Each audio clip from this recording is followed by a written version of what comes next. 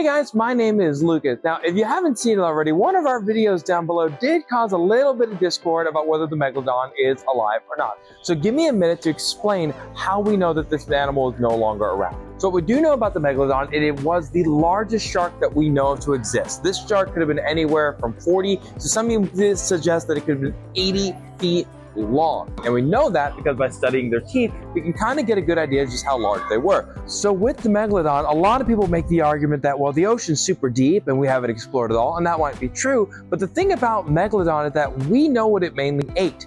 Whales. And whales are usually going to be out in water like this. Towards the surface, it's going to be a little bit deeper for them, but a whale is always at its weakest when it is coming back up for air. Megalodons don't have enough food down at the bottom to actually be eating down there, so these animals would clearly be up more at the surface. Also, keep in mind that every tooth we've ever found of a Megalodon is somewhere between 2.5 and 20 million years old. We've never found a younger tooth specimen.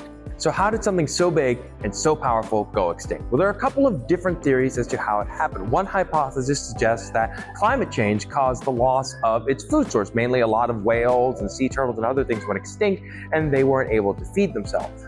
Another theory suggests that things like dolphins and relative to orcas and other animals just outcompeted them. When you're that big and that powerful, you need a lot of calories. And if you're not able to feed yourself, being super big isn't exactly super helpful. So one of the cool things about living in South Carolina is that this whole area used to be underwater. Charleston specifically was anywhere from 50 to 80 miles in the middle of the ocean, which means in so many of these areas like Summersville or Folly Beach, you have a chance of finding Megalodon teeth.